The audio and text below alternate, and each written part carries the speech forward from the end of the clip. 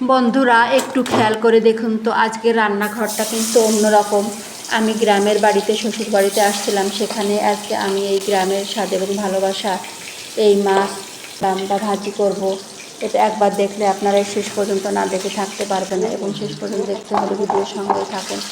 মাছ ভাজির এক ফাঁকে আমি মিষ্টি কুমড়োটাকে কুটে লবণ হলুদ মাখিয়ে রাখলাম। এই মাছে আমি লবণ হলুদ এবং শুকনো ঝালের গুঁড়া মাখিয়ে গরম তেলে এটাকে আমি ছেড়ে দিচ্ছি, দিয়ে এখন যে উল্টে পাল্টে আমি এটাকে ভাজি করে নেব। মাছ ভাজা ফাঁকে আপনাদেরকে আমি বলছি, বাইরে ঝিরঝির বৃষ্টি হচ্ছে, এবং এটাই হচ্ছে আমার গ্রামের বাড়ি, আমার সেই শ্বশুর বাড়ি রান্নাঘর এবং চুলা। আমি এখানে আসছি, এসেই মাছটা হলো, সেই মাছটাই আমি আজকে ভাজি করব। এ ধরনের ভাজি হলে কিন্তু আর কিছুই লাগে না। এই ভাজি দিয়ে এক প্লেট ভাত অনায়াসেই খেয়ে যাওয়া যায়। এই যে মিষ্টি কুমড়াটাকে আমি তেলের ভিতর দিয়ে বেশ উল্টে পাল্টে ভাজি করে, ব্রাউন কালার করে ভাজি করে আমি সেই মাছের পরে আমি তুলে নিব।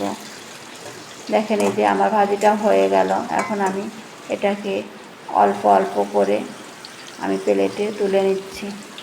মিষ্টি কুমড়াটা যখন আমার পুরোটা আমার তুলে নেওয়া হয়ে যাবে, যে তেল থাকবে সেই তেলের ভিতরই কিন্তু আমি ঝাল এবং পেঁয়াজ কুচি করে কেটে রেখেছি, সেই ঝাল এবং পেঁয়াজগুলো আমি এর ভিতর দিয়ে দেবো।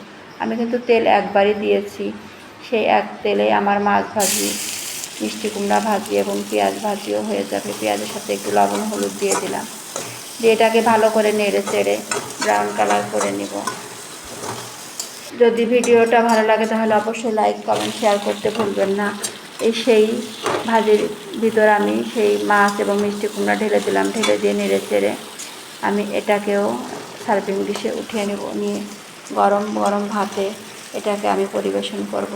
যদি এই ভিডিওটা ভালো লাগে বা এই ধরনের রেসিপি আপনাদের পছন্দ হয় তাহলে একবার হলেও ট্রাই করে দেখবেন। অবশ্যই কিন্তু এই একটা অসাধারণ টেস্টি রেসিপি।